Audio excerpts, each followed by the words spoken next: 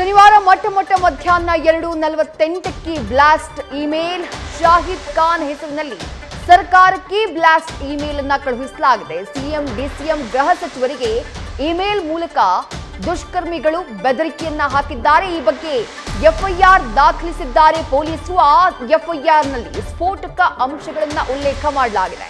March 4 cyber crime ಠಾಣೆಯಲ್ಲಿ FIR ದಾಖಲಾಗಿದೆ. ತನಿಖೆ ಕೂಡ ನಡೀತಾ ಇದೆ. ಬಸ್, ರೈಲು ಹಾಗೆ ದೇವಸ್ಥಾನ, ಹೋಟೆಲ್ಗಳಲ್ಲಿ ಬಾಂಬ್ ಸ್ಫೋಟಿಸ್ತೀವಿ ಅಂತ ಹೇಳಿ ಬೆದರಿಕೆಯನ್ನ ಹಾಕಲಾಗಿದೆ ಈ ಇಮೇಲ್ನಲ್ಲಿ.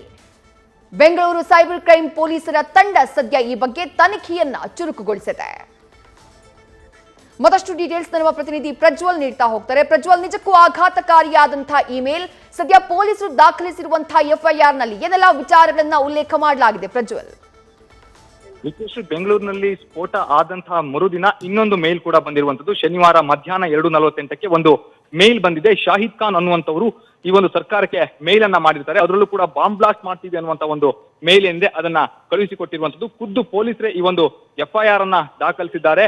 ಮಾರ್ಚ್ 4 ಅಂದ್ರೆ ನಿನ್ನೆ ಸೈಬರ್ ಕ್ರೈಮ್ ಪೊಲೀಸ್ ಠಾಣೆಯಲ್ಲಿ ಒಂದು ಎಫ್ಐಆರ್ ದಾಖಲಾಗಿದೆ. ಅದರಲ್ಲಿ ಆ ಒಂದು ಎಫ್ಐಆರ್ ನಲ್ಲಿ ಉಲ್ಲೇಖವಾಗಿರುವಂತಹ ಅಂಶಗಳೇನು ಅಂತ ಹೇಳಿದ್ರೆ, ಬಸ್ಸು, ರೈಲು, ದೇವಸ್ಥಾನ, ಹೋಟೆಲ್ಗಳಲ್ಲಿ ಬಾಂಬ್ ಬಿಡ್ತೀವಿ ಅನ್ನುವಂತ ಒಂದು ಬೆದರಿಕೆಯನ್ನ ಹಾಕಿರುವಂತದ್ದು. ಸಾರ್ವಜನಿಕ ಸ್ಥಳಗಳು ಹಾಗೆ ಅಂಬಾರಿ ಉತ್ಸವ ಬಸ್ಗಳಲ್ಲೂ ಕೂಡ ಬಾಂಬ್ ಬಿಡ್ತೀವಿ ಅನ್ನುವಂತ ಒಂದು ಬೆದರಿಕೆಯನ್ನ ಹಾಕಲಾಗಿದೆ.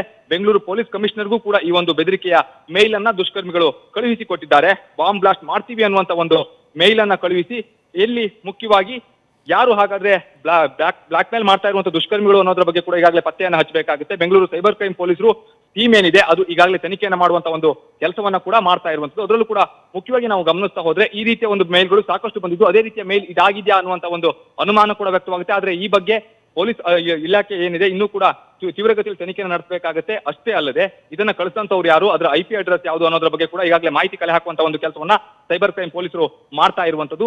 ಈ ರೀತಿಯ ಮೇಲ್ಗಳೇನಿವೆ ಇದು ಇತ್ತೀಚಿನ ದಿನಗಳಲ್ಲಿ ಜಾಸ್ತಿ ಆಗ್ತಾ ಇರುವಂತದ್ದು. ಪ್ರತಿ ಬಾರಿಯೂ ಕೂಡ ಈ ರೀತಿಯ ಮೇಲ್ ಕಳಿಸುವಂತ ಒಂದು ಕೆಲಸವನ್ನ ಸಾಕಷ್ಟು ಜನ ದುಷ್ಕರ್ಮಿಗಳು ಮಾಡ್ತಾ ಇದ್ದಾರೆ. ಆದ್ರೆ ಈ ಮೇಲ್ ಅನ್ನ ಕಳಿಸಂತವ್ರು ಯಾರು ಅನ್ನೋದ್ರ ಬಗ್ಗೆ ಕೂಡ ಈಗಾಗಲೇ ಪೊಲೀಸರು ತನಿಖೆಯನ್ನ ಮಾಡ್ತಾ ಇದ್ದು ಆರೋಪಿಗಳನ್ನ ಬಂಧಿಸುವಂತ ಒಂದು ಸಾಧ್ಯತೆಗಳು ಕೂಡ ದಟ್ಟವಾಗಿರುವಂತದ್ದು. ವಿದ್ಯುತ್, ಥ್ಯಾಂಕ್ ಯು ಪ್ರಜ್ವಲ್ ತಮ್ಮೆಲ್ಲ ಡೀಟೇಲ್ಸ್ಗೆ.